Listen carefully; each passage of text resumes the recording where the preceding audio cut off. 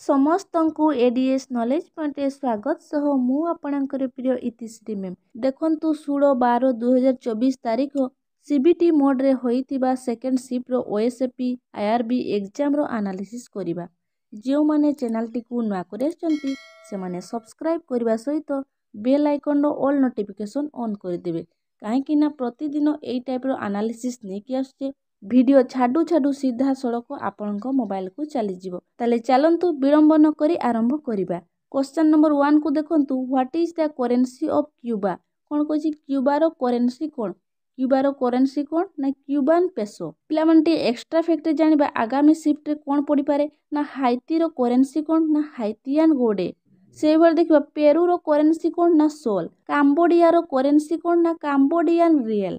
भेनेजुएला रो करेंसी कोन बोलीभार। बुझियला पिला माने ए सब मने रखिथिबे आगामी शिफ्ट पे भेरी भेरी इंपोर्टेंट।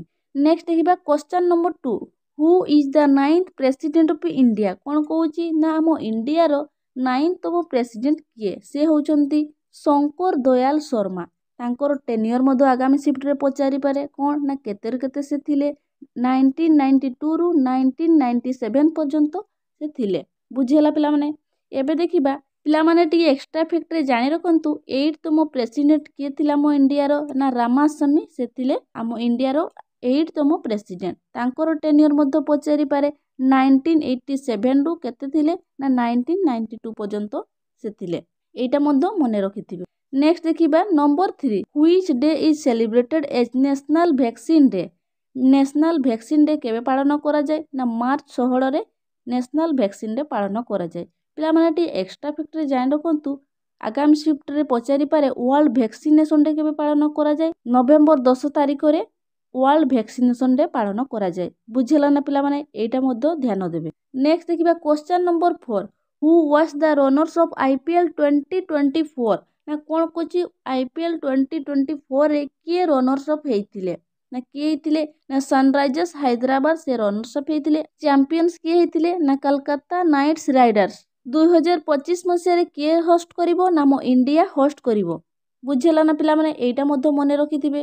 नेक्स्ट देखिबा who is known as father of computer. कोन कहूची ना कंप्यूटर ऑफ फादर काहाकू कुहा जाय चार्ल्स बाबेज को कंप्यूटर ऑफ फादर कुहा जाय। एटा समस्त जानि चंती पिला माने एटा टिके ध्यान दियंतु आगामी शिफ्ट रे पचारि पारे मदर ऑफ कंप्यूटर। कंप्यूटर रो मदर किए ताले कोन हे जिवो ना आडा लवलेक।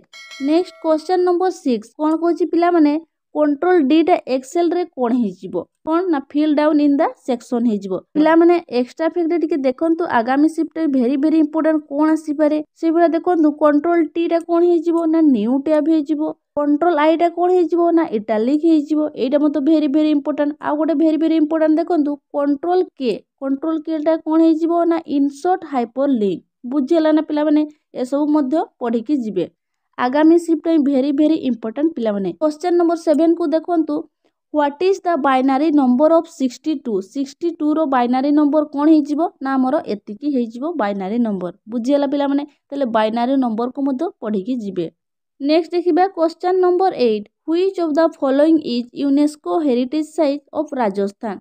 राजस्थान पिला माने कोन कोन सब यूनेस्को हेरिटेज साइट रहिछि से सब हमें जानिबा। देखंतु जंतर मंतर रहिछि चित्तर फोर्ट रहिछि रांथाम्बर फोर्ट रहिछि आ मध्य जयपुर हेरिटेज सिटी मध्य रहिछि। ए सब टिके ध्यान रे रखिबे। ए भितरु ही एक्स्ट्रा फैक्ट जानि रखंतु आगामी शिफ्ट में भेरी भेरी इंपोर्टेंट। बुझियला पिला माने एबे देखिबा ओडिया सेक्शन को क्वेश्चन नंबर 9 को देखंतु असुर रो प्रतिशब्द पडितला। असुर रो प्रतिशब्द कोन कोन हे जिवो ना दानव राक्षस दैत्य से भले गछर मध्य प्रतिशब्द आसीतिला। गछर कोन हे जिवो पादप तरु ए सब मध्य ध्यान रखिबे। आ प्रत्येक शिफ्ट रे प्रतिशब्द विपरीत शब्द सब आसुची तेनु पढी कि निहाती जिवे। ता सहित संधि समास विपरीत शब्द रूढ़ी एकपदीकरण मध्य देखि कि जिवे। बुझि पाले पिला माने एबे जिबा हमें इंग्लिश सेक्शन को। इंग्लिश रे एंटोनिम्स गोटे आस्तिला सिनोनिम्स गोटे आस्तिला इडियम फ्रेज गोटे आस्तिला आ टेंस रो प्रत्येक शिफ्ट रे पिला माने आसुची आ आगामी शिफ्ट रे मध्य आसीबो। तेनु टेंस रे पूरा क्लियर हे कि जिवे। पिला माने वर्तमान देखिबा रीजनिंग सेक्शन को। ब्लड रिलेशन रो आस्तिला ऑर्डर रैंकिंग रो मध्य आस्तिला प्रत्येक शिफ्ट रे मिरर इमेज रो मध्य आसुची कोडिंग डिकोडिंग रो आसुची number series alphabet series dice रो आसुची ଡିରେକ୍ସନର ଏସବୁ ଆସୁଛି ପ୍ରତ୍ୟେକ ସିଫ୍ଟରେ ପିଲାମାନେ। ତେଣୁ ପଢ଼ିକି ଏସବୁ ଯିବେ। ବୁଝିଗଲା ପିଲାମାନେ? ଏବେ ଯିବା ପିଲାମାନେ ଆମେ ମ୍ୟାଥ୍ ସେକ୍ସନକୁ। ଟ୍ରିଗୋନୋମେଟ୍ରିରେ କ'ଣ ପଡ଼ିଥିଲା? cos 360 ଡିଗ୍ରୀର ଭ୍ୟାଲୁ ପଚାରିଥିଲା। କ'ଣ ହେଇଯିବ ନା 1 ହେଇଯିବ। ତେଣୁ ପିଲାମାନେ ପ୍ରତ୍ୟେକ ସିଫ୍ଟରେ ଟ୍ରିଗୋନୋମେଟ୍ରିର ଭ୍ୟାଲୁ ପଚାରୁଛି। ତେଣୁ ଟେବୁଲଟିକୁ ନିହାତି ପଢ଼ିକି ଯିବେ। ଏବେ ଦେଖିବା ମେନ୍ସୁରେସନରେ 2ଟି କ୍ୱେଶ୍ଚନ୍ ଆସିଥିଲା। ସିମ୍ପ୍ଲିଫିକେସନରେ ମଧ୍ୟ କ୍ୱେଶ୍ଚନ୍ 2ଟି ଆସୁଛି।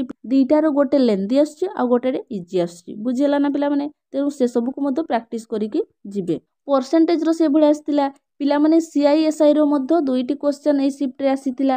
ପ୍ରଫିଟ୍ ଲସ୍ର ମଧ୍ୟ 2ଟି କ୍ୱେଶ୍ଚନ୍ ଆସିଥିଲା। LCM HCFର ମଧ୍ୟ ଗୋଟିଏ କ୍ୱେଶ୍ଚନ୍ ଆସିଥିଲା। ତେଣୁ ପ୍ରତ୍ୟେକ ସିଫ୍ଟରେ ସବୁ କ୍ୱେଶ୍ଚନ୍ ସବୁ ଆସୁଛି ପିଲାମାନେ। ଏସବୁକୁ ନିହାତି ପଢ଼ିକି ଯିବେ। ଯେତିକି ମୁଁ ସବୁ କହିଲି ସେ ସବୁ ଟପିକକୁ କଭର କରିକି ଏକ୍ଜାମକୁ ଯିବେ। ବୁଝିଗଲା ନା ପିଲାମାନେ? ପିଲାମାନେ ଏ ଥିଲା ଏ ସିଫ୍ଟର ମେମୋରି ବେସ୍ଡ କ୍ୱେଶ୍ଚନ୍। ପ୍ରତିଦିନ ଏମିତି ଆନାଲିସିସ୍ ଦେଖିବା ପାଇଁ ହେଲେ ଚ୍ୟାନେଲଟିକୁ ସବସ୍କ୍ରାଇବ୍ କରିବା ସହିତ ବେଲ୍ ଆଇକନ୍ ଓ ଅଲ୍ ନୋଟିଫିକେସନ୍ ଅନ୍ କରିଦିଅନ୍ତୁ। କାହିଁକିନା ପ୍ରତିଦିନ ଭିଡ଼ିଓ ଛାଡ଼ୁ ସିଧା ସଡ଼କ ଆପଣଙ୍କ ମୋବାଇଲକୁ ଚାଲିଯିବ। କିଛି ଅସୁବିଧା ହେବ ନାହିଁ। ଏକ୍ଜାମରେ ପୁରା କ୍ଲିଅର ହେଇଯିବେ। ଭିଡ଼ିଓକୁ ଲାଇକ୍ କରନ୍ତୁ, ସାଙ୍ଗ ନିକଟକୁ ସେୟାର କରନ୍ତୁ ଆଉ ଆପଣଙ୍କର ମତାମତ ନିହାତି ଜଣାନ୍ତୁ। ଧନ୍ୟବାଦ।